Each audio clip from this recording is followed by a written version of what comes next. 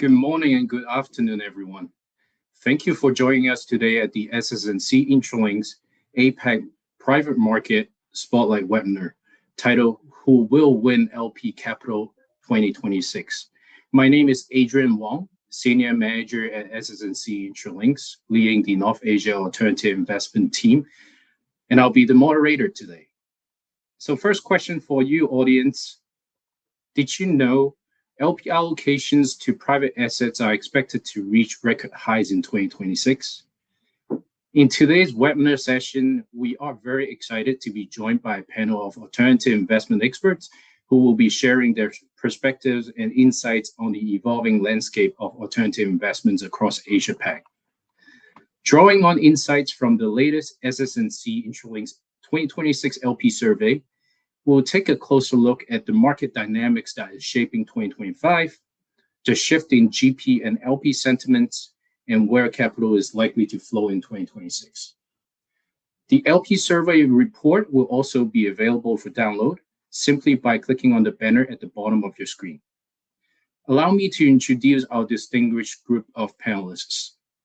Starting from Ms. Yingwen Chen, partner of Private Market IDD at Albourne Partners, followed by Mr. Shota Kuwaki, Managing Director at Sunrise Capital KK. Last but not least, Mr. Vincent, Managing Director and Co-Head of Asia at Partners Group. Our discussion today will focus on a few areas: the 2025 macro outlook and how it set the tone for LP allocation in 2026, from preferred regions, sectors, asset classes, to fund structures. We'll also go over the Asia-Pac deal activities and challenges so far this year, and more importantly, key risks and opportunities ahead of us. Aside from that, we'll also touch on how GP and LP relationship has been evolving amid growing demands for transparency and valuation standards. Last but not least, and hopefully we have the time for it, we will discuss about AI and tech adoption. Yes, we cannot avoid not talking about this topic. How is it shaping investment strategies and operational efficiency? Feel free to submit your questions anytime in the chat box. Any question post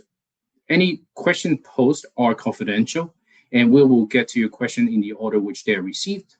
In case we cannot get to your questions within today's session, please feel free to leave your name next to your question so we can get back to you. So without further ado, let's dive into the discussion. Giving everyone a bit of context, on a macro level, we had a slower than expected start in 2025, mainly contributed by the geopolitical tension, tariffs, and fluctuations of interest rates. Despite that, private markets have been resilient, with 60% of LPs reported their portfolio exceeded expectations. With that, 86% of LPs actually plan to increase their allocation to alternatives heading into 2026. So while Europe has gained stability, various Asia strategies continue to grow and diversify despite currency and portfolio exit complexities. In that context, I would like to direct my very first question to Yingwen. So Yingwen, how do you see LP appetites shifts throughout 2025, given the current market performance and policy changes? Sure. Thank you, Adrian. So I think from our vantage point, I would kind of divide the year into kind of pre and post Liberation Day. So post Liberation Day, I think what was the immediate kind of knee-jerk reaction from LPs that we observed was, most people's portfolios on the private market side tends to be over-indexed to the US. So we're talking anywhere between kind of 60 to 70%. Typically, that's exposed to the US.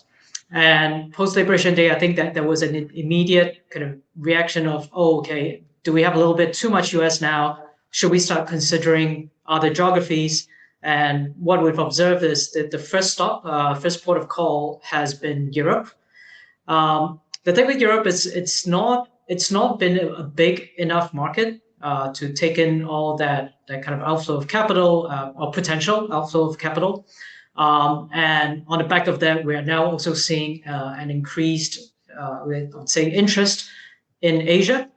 The story in Asia is a little bit bifurcated because we call it one region, but it really is something like 15 different countries that are investable. So I think I'll group them into first group, the Pan Asia funds. The Pan Asia funds raising this year have actually been sucking in a lot of capital. I think if they all hit their target fundraisers, we're talking about something like $35 to $37 billion going into 3 Pan Asian funds. Trickling down, I would say on a single country basis, Japan has actually been one of the most active markets that we're seeing clients interested in. Japan fundraising this year has been phenomenal, as has deal making. I think every other week we're seeing a new headline on FT about the big cap funds fighting for some deal. But the action doesn't just stop there. It's also in the middle market segment that we're seeing. Thank you very much, Yingwen. Segue to Vince, do you share some similar observation?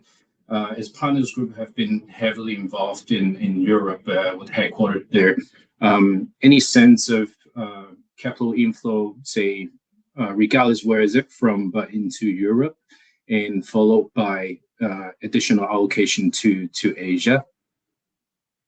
So on an overall basis, echoing from Yingwen's point, it's been very notable through the year, but very much so post-Liberation Day, where a lot of our investors have been proactively seeking for additional exposure to Europe, for sure.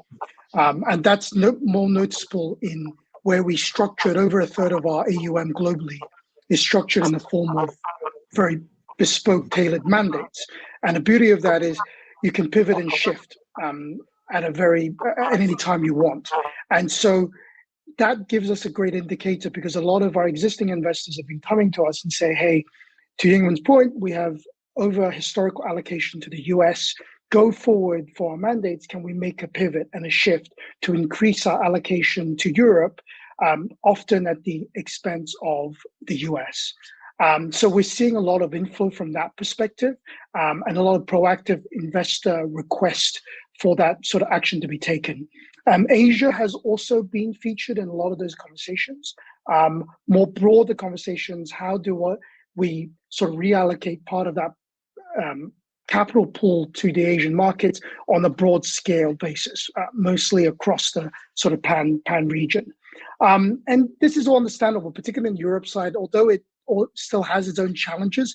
If you look at the metrics from deal flow, from valuation, as well as sort of leverage facilities available, on a relative basis is actually quite appealing when you compare it to markets like the US, although we're very, very heavily invested in the US and we will continue to be so. Right now, the tailwind for the European conversation is very robust, and we see that will continue for at least the next 12, 18 months as we go forward from here. Thank you, Vincent. On that note, I do want to transition a bit from Europe, and you also mentioned Asia. In particular, Yingwen also mentioned Japan, which is a bit of a center of attention at this point. So, especially with the recent change in political scene with the Japan new prime minister, Shota-san, we don't have a better person within the group than you to answer that question. Enlighten us. What would likely happen in terms of like general directions and policy that you see, and what does that mean for GPs and LPs that are eyeing on Japan alternatives? Sure, thanks, Adrian. So, obviously, as everybody is aware, we recently had a new administrative change, the first female prime minister, which I think a lot of us are very optimistic about. She's obviously a prodigy of the late former Prime Minister Abe, so is very pro-business lady. And with that, I think we do actually see signs of government support trying to, further enforce private equity in the market in Japan.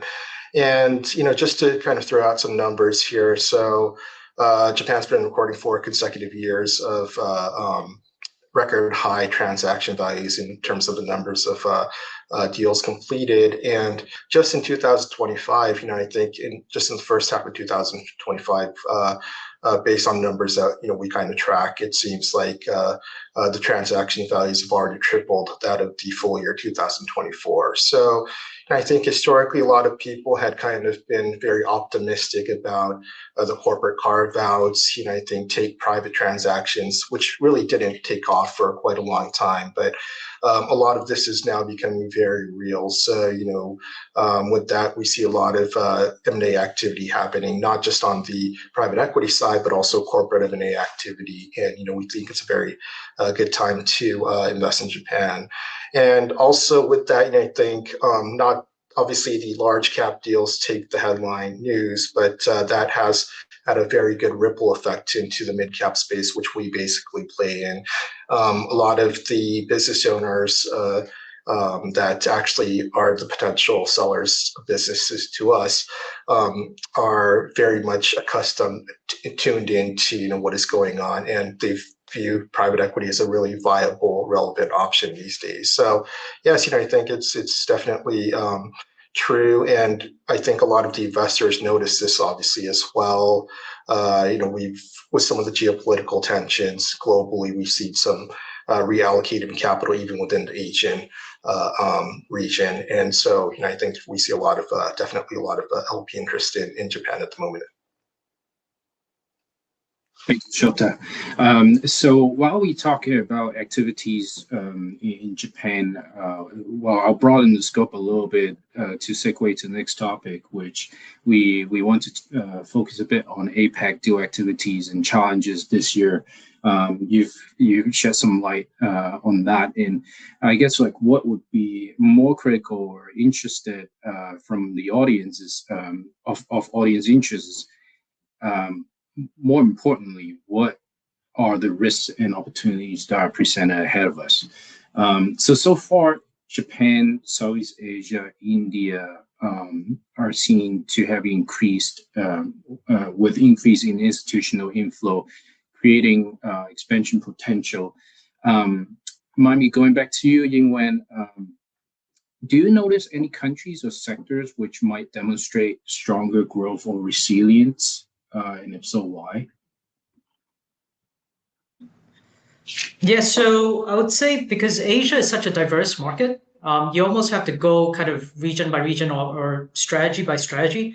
So again, to moving back to the group of Pan-Asians, right? It's very hard to say there is one specific sector that everyone's making money at, or in one specific country. I think India, Japan definitely are notable countries, but then different managers have different strengths.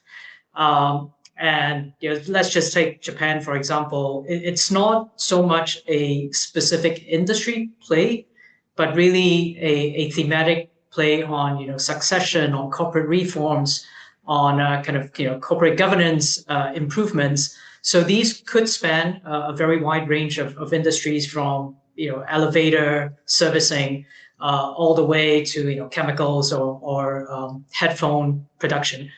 And then conversely, I think if we look at I would say more broadly emerging Asia, then the consumer remains a big theme. But then how someone plays the consumer, it could be anything from shampoos all the way to kind of banking the unbanked, which is kind of what we're seeing in. So fintech is a very big part of financial services, is a very big part of the thematic that we're seeing in India.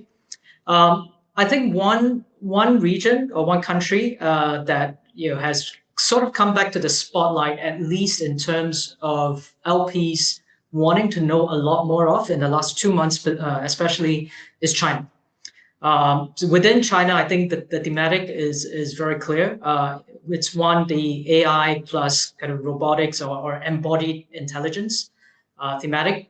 And then the other is healthcare. I think if you look at the Hong Kong Stock Exchange this year, right, the biotech sub-index has pretty much doubled year to date. It is the highest flying segment, but even without that, in terms of IPO activity, Hong Kong this year is globally #1 IPO market.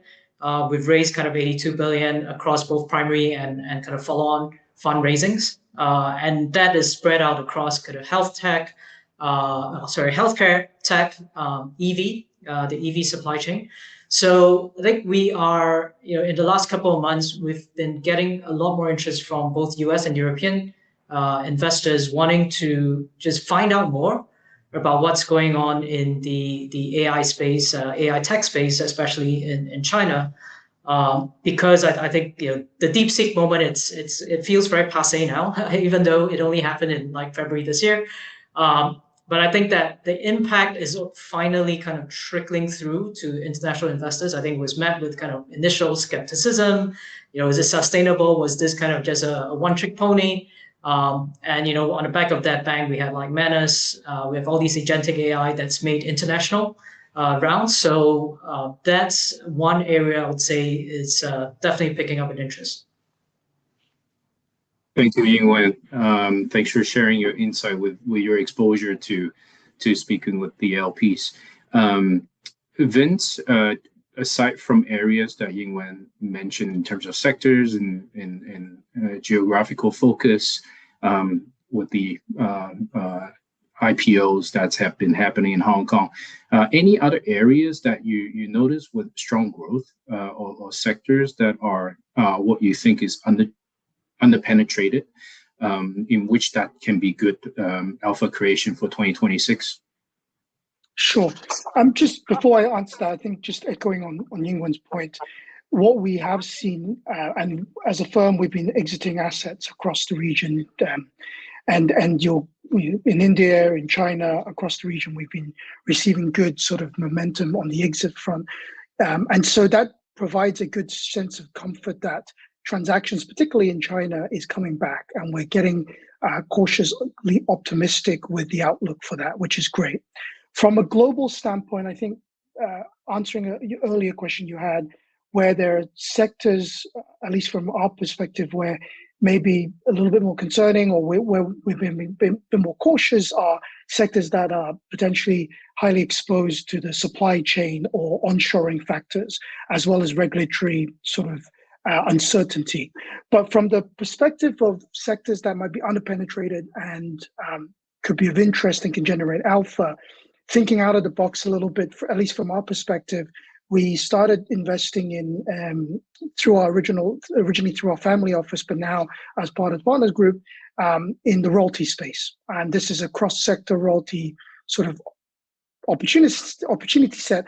And the main motivation behind that is to provide our platform as well as our clients a little bit more of a fully diversified access to a sector which is non-correlated. At the end of the day, typically you don't listen to more or less music when the stock market is up or down. You might listen to more sad music than happy music, but in general, it's not as correlated. And likewise for taking medicine, right? And so that's a sector we're spending quite a bit of time on. We're seeing a lot of interest and performance and alpha generated coming out of certain parts of infrastructure, which has been very productive for us in the last 12, 18 months. And so from a sectorial standpoint, and then on the traditional private equity, we're spending a lot of time, as others are, in the tech space, which is one of our core segments. Consumer, certain segments of that we are as well. And so we've got to be in this sort of environment where it's highly volatile, a lot of uncertainty, and the outlook, raises questions. You kind of need to be cautiously optimistic, but you've got to pick and find the right spots, which is defendable. And, Yingwen, and you mentioned a little bit about AI. I think we'll talk about it a bit later on. But the disruption on AI, it's an opportunity set, but the potential disruption on AI on what all of us do is quite profound. And so spending time understanding the impact on not just the strategy of a company or the outlook of the industry in the next 10, 15 years, that's going to be very, very important. So that conversation seeps into every sector, every geography we look into as well. Thank you, Vince. My takeaway of this session today is music is very good, and look into royalties for sure. To Shota-san, I do need to ask you the same question. So are there any areas you see particularly more opportunities? And if so, how should LP structure their teams to capitalize on those opportunities? Sure, thanks, Adrian. I mean, I think, well, I kind of echo both Yingwen and Vince's points. I think in terms of sector selection, Japan's not all that different, I would say. Although, maybe one thing to kind of point out in this time frame specifically is probably the fact that, well, as everybody probably is aware, so there's a lot of TSE reforms going on in Japan. And one thing we've actually really noticed is, so if you get forcefully delisted, I think a lot of founder owners or business owners take that as an embarrassment, which means if they feel that it's going to be the case, they are, unintentionally, essentially forced to kind of take their company private. So I think more of a thematic, it's a time of a thematic approach, I would say, works very well in Japan. So, and initially, when we had these conversations going on, a lot of people thought it was just really the large cap transactions happening. But I think finally, after about 35 years of private equity in Japan, people start realizing that selling to a private equity firm is a real option. And I think just even recently, maybe many of you read in the news, but Nissan sold their headquarters to KKR. So, I think that was something we probably could have never imagined even 5 years ago. So things like these are actually starting to happen, which means there's less kind of resilience from the corporates to sell to private equity.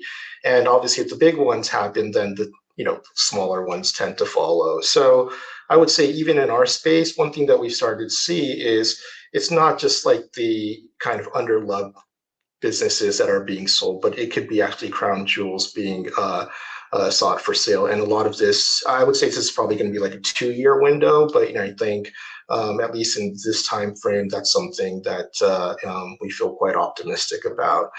And then also another point I should probably make is about like IT services or anything related to, AI as well. But so Japan historically has been a very kind of analog environment, and I think not so digitalized. But with COVID coming and transpiring, I think people realize the importance of being digitalized. So a lot of businesses, trying to cope with this kind of new era of going about business in Japan. I think we've been actually doing a lot of IT services companies, and these are the ones that actually attract high valuations in the IPO markets as well.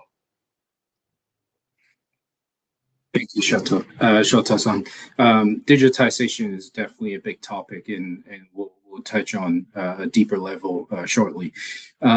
So now let's transition on to the next topic related to the evolving GP and LP relationship. Giving everyone a bit of context, most LPs are open to expand their GP relationships, according to our LP survey. But 70% of LPs have expressed that they are more selective on new commitments with GPs that they haven't worked with. And according to our survey, 21% of LPs describe monitoring portfolio performance has become one of the biggest source of frustrations.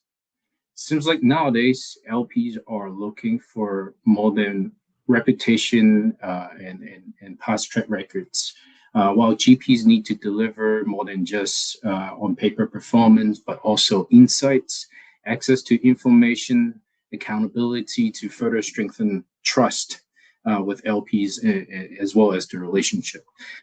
So on that front, Yingwen, would you mind sharing how LPs' criteria for selecting GPs, as you notice, have changed, say, in the past 12 to 18 months?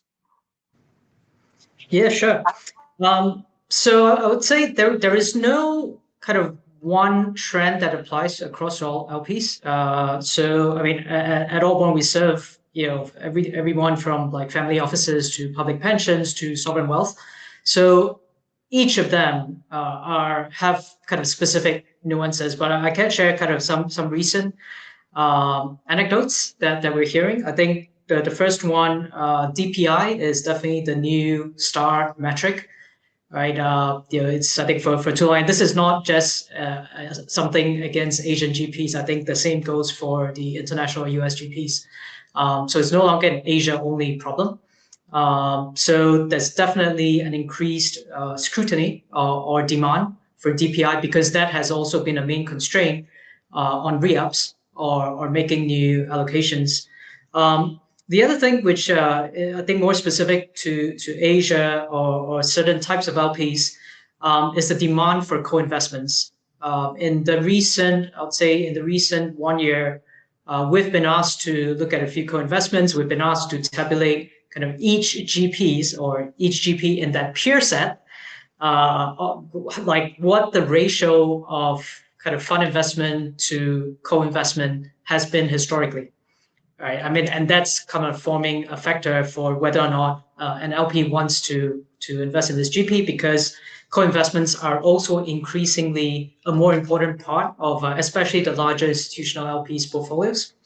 The last one, I think, which I thought was kind of ironical, was recently we're talking to some.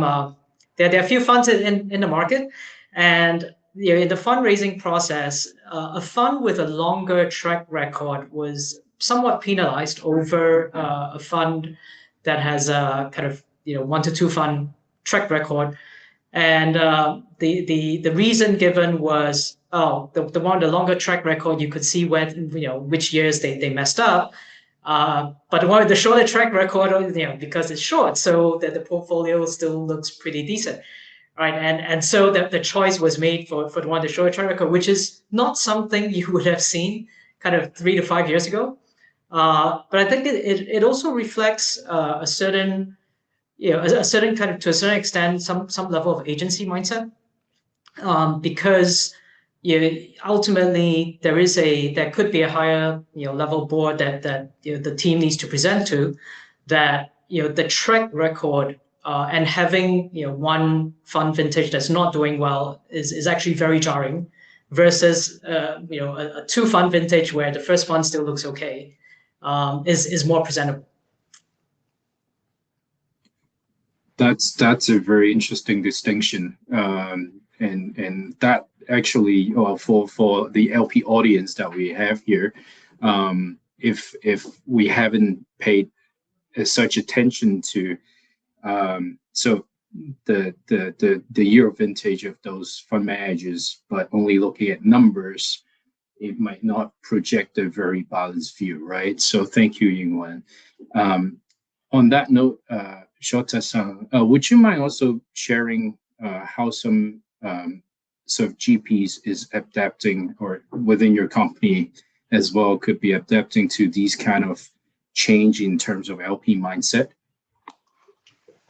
Yeah, that was just a very terrifying observation I heard about the shorter track record. I hope that doesn't happen to us. But no, I totally agree with Yingwen in the sense about the DPI element. So we used to always be asked about net IRRs, but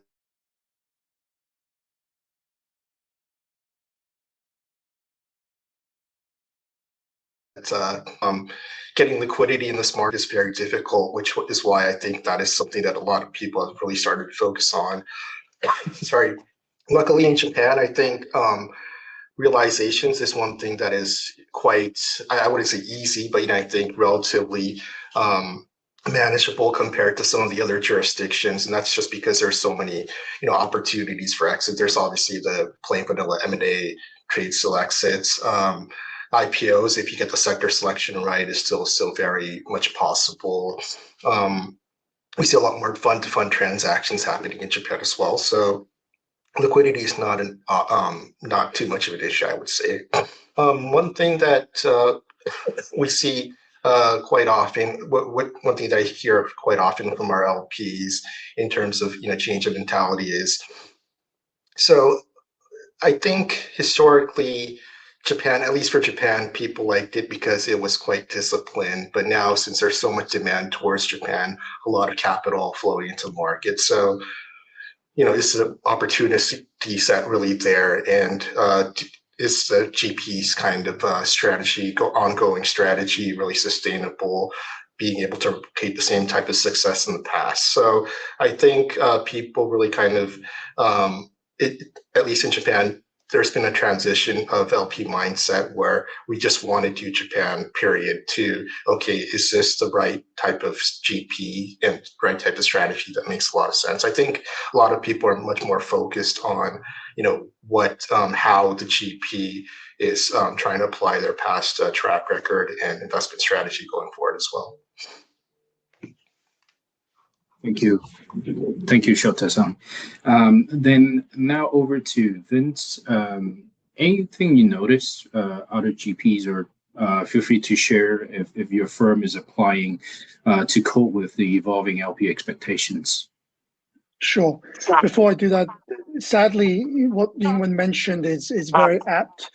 We recently went through a sad situation where we were not chosen because, and this is on the evergreen side, not on the closed-end side, but our track record there is 23 years old, which means we've been through some cycles, we've had some scarring, we've done well, but compared to a 3-year-old fund, we're not as shiny, we don't have the new car smell, and ultimately the committee felt like, let's go with something new. So it's painful reality, but that is what we envision, what we see.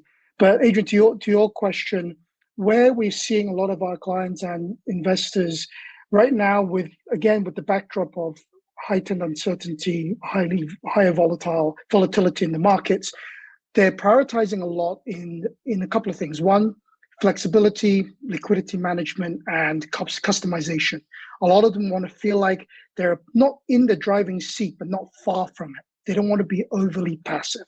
And hence, for us, first half of the year, over 70% of our capital flow came in through the evergreen channels and our mandate channels, where investors kind of prioritized, as I mentioned, that liquidity management, that flexibility and customization.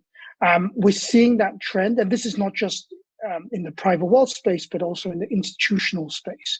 What we've also observed is, when it comes to due diligence, obviously the standard looking at track record team, that investors still put a lot of weight on that. But from an ODD standpoint, we're seeing a lot of investors spending a lot more time going through really the nooks and crannies of your reporting, your valuation, everything in between. How do you use AI to facilitate that?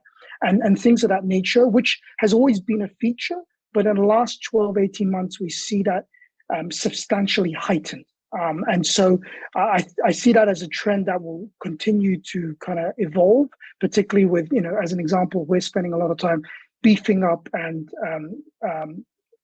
putting technology around those facilities to ensure, we improve that efficiency and the accuracy of all the reporting we provide to our investors. So we're seeing all of that. And I think part of that is also on the back trend, where a lot of investors are truly consolidating their portfolio. And so that concentration of GPs, they're going deeper into it. The co-investment flow, it's not a nice to have, it's a must have. And that 1-to-1 ratio may not be sufficient going forward. So that concentration then makes the investors want to really get much more involved into the nooks and crannies of the GP operations, which is what we're seeing quite often. Thank you, Vince. And I do appreciate vintage car can also smell very good. Going back to not necessarily the first, second, third time fund will thrive, right? And thanks for teeing us up to the last topic, which is related to technology.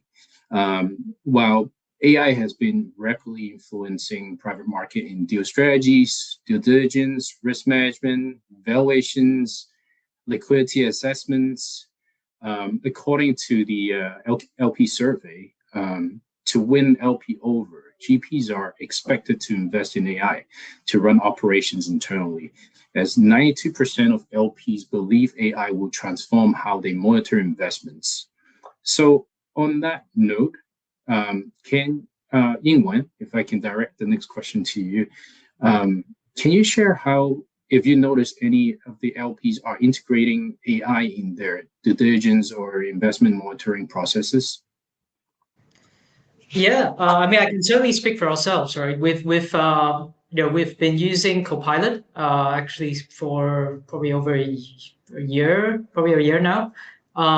Internally, we've actually had a few hackathons where the different function groups are kind of trying to build different agents for their fit for purpose, right? So I think internally that has definitely improved the efficiency, especially for certain types of documents, like for example financial statements, like extracting terms from PPM, right? So these are fairly standardized documents where you could get like program an agent to help you extract those stuff. Capital call statements, for example, is also one thing we've done. We've done these hackathons across kind of the portfolio group, across the operational due diligence group. On the investment due diligence side, I think because there are a lot more moving parts, so we're using AI kind of in bits and pieces, but it certainly cannot replace a full due diligence right now, especially kind of going to the GP's office and smelling whether it's a new car or vintage car. That's something you still need a live human. But what I would say is AI has been a very big tool that's used widely across the firm. Now, I think the biggest concern from our IT department is always security and data confidentiality, because we work with so much, both GP and LP data. So to that extent, right, we actually ring fence all the information. It's on our service. You cannot. We cannot try to. We can't access any of the external kind of GPTs, LLMs. So that's, I think, and that's still an ongoing. I'll say that's still an ongoing process, because you want to make things more efficient, but at the same time, how do you balance that efficiency with security? I think on the GP side, we've also sent out kind of GP surveys on how GPs are using AI. I think the bigger question today is more like, if you're not using AI, why? Right. So, yeah. Thank you, Yingwen. It's not going to be a very smooth segue, but I think it's worthwhile to mention that to the audience, stay tuned. Intralinks also will be applying an AI function with prompt function. So stay tuned for that, and go to your respective reps for more information. On that note, Shota-san, based on your experience, would you mind sharing some practical examples on how AI could improve operational efficiencies as well? Mm-hmm.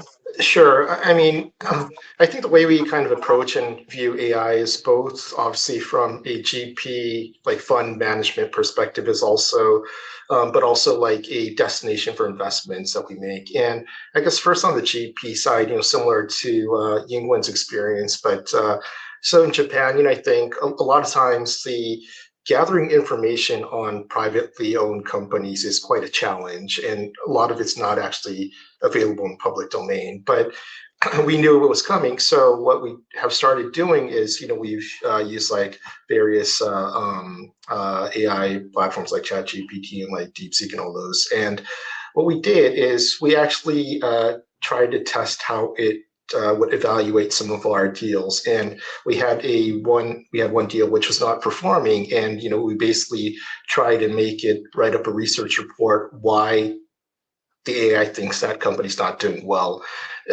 It was remarkably accurate. So we were thinking, okay, well, maybe it is really time that we take full advantage of this. Hopefully it doesn't go out 3 years later asking our LPs for capital. I want to keep my job, so I hope I don't get replaced. But there's a lot of I wouldn't say less value add, but I think more kind of analytical assessment evaluations that really can be kind of abridged, made more efficient by using AI. So that's kind of what we've really started doing. Also, from a investment perspective, we invested in a consulting company that really focuses on AI-related implementation, and it basically kind of revolutionizing operational workflow for many corporates. As you can imagine, I think it's an eye-opener for any type of business. So has been growing massively. We're probably going to be able to take it public eventually. But I think so. Definitely, we see it not only with our own kind of activities, but how it can actually make an impact on the market. And the way we view it is, I don't think it's necessarily going to be a complete disruption, but it is something that we will need to be able to fully utilize and basically work alongside with. Thank you, Shota-san. So I do appreciate you sharing like how your team exploring and trying to make good use of AI in the investment process. And on that note, I do want to sort of defer to Vince. In terms of application of AI, what are, if you notice through conversations with LPs, like what are their expectations on GP investing in AI, perhaps both in sort of streamlining operations as well as value creation? And a second part of the question is, what is your team, if your team is doing anything to cope with the increasing demand of data-driven transparency? Sure. I think overall investor interest and requirement in AI is definitely growing. It is part of every due diligence questionnaire. It's part of every conversation. And the way we've looked at it is we're embracing it like everybody else. You can't afford not to. So the way we've approached it is a couple of folds. We do invest in tech in general, but we're not looking for the next LLM model to invest, the next big ChatGPT. But from our perspective, there's an inward and outward looking perspective. The inward side is we are investing heavily into sort of digital transformation, both in terms of our workflow. We have our own proprietary we call it Primera GPT that we use across the platform. And that's for risk modeling, deal sourcing, reporting, automation, everything involved. And we're constantly trying to improve. So we're looking at every segment of our firm, from HR to legal, where we can utilize technology to further improve that efficiency. That's work in progress. It's going to be an iterative process, and there are going to be some growing pains. But then from a portfolio or investment standpoint, we're utilizing tech and AI really to help us streamline the sourcing, the due diligence. Every investment committee paper has a meaningful section on the topic of tech and AI. And that's both from the perspective of what are the areas we can use tech and AI to improve the current performance on those portfolio companies, where the low-hanging fruits, where can we optimize?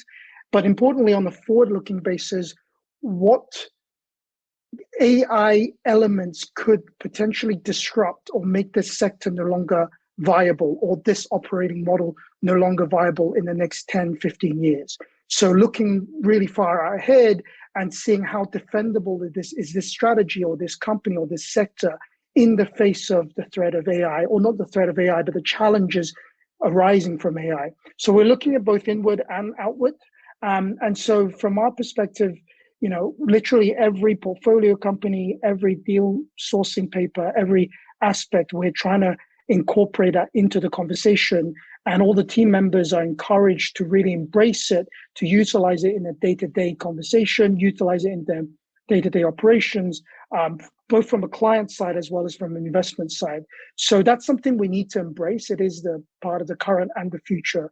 And so alongside that, a lot of investors are, when they're doing due diligence with us, is spending time understanding what we're trying to do in this segment of the market. What are we investing in? What are we going to improve to make their lives better as well? So hopefully that's useful. Thank you, Vincent. Thank you so much, and Shota-san and Yingwen, for sharing the various use cases and possibilities of applying AI. I'm sure some of those can be really good tips on some areas that at least myself, not some of the audience, haven't thought of, which could potentially transform the way how we do things and massively fine-tune efficiency and to be able to more successfully seek the alpha. In terms of content that we prepared, we've gone through all of it. I do see one question. Maybe we have a minute to go over from the audience. So we have this question. How are global investors' preferences, such as demand for ESG, technology, and healthcare deals, reshaping fundraising strategies, fund sizes, and LP composition in the Japan private equity market as we head into 2026?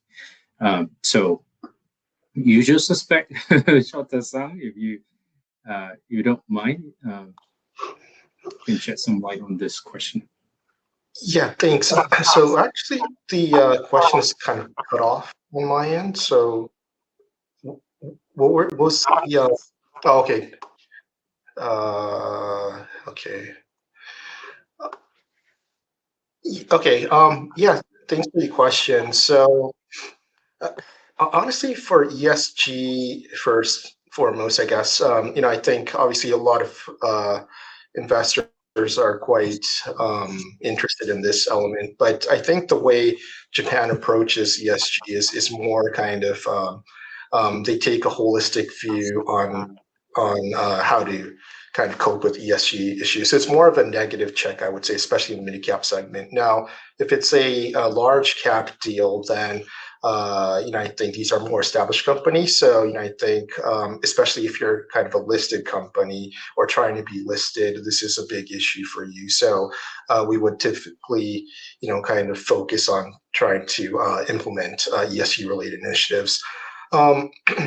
Technology and healthcare deals. So technology, like I mentioned, I think so like IT services. I think this is something that a lot of GPs focus on. I don't think it necessarily will really reshape fundraising strategies or fund sizes just for these items. I think in Japan, still the amount of deal flow is about 300 plus for this year. So generally speaking, most of the GPs take a more of a generalist approach. So it doesn't really impact that side. But I think definitely a lot of technology deals going on. Healthcare.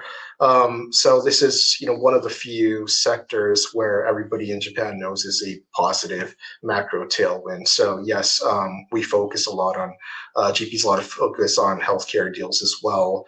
However, these tend to be quite high valuation. So I think they are very competitive, but even in our pipeline, we actually are looking at a very sizable, high-profile healthcare deal. So yes, all these, I think we do kind of focus on, and I understand LPs would be very interested in terms of fund sizes.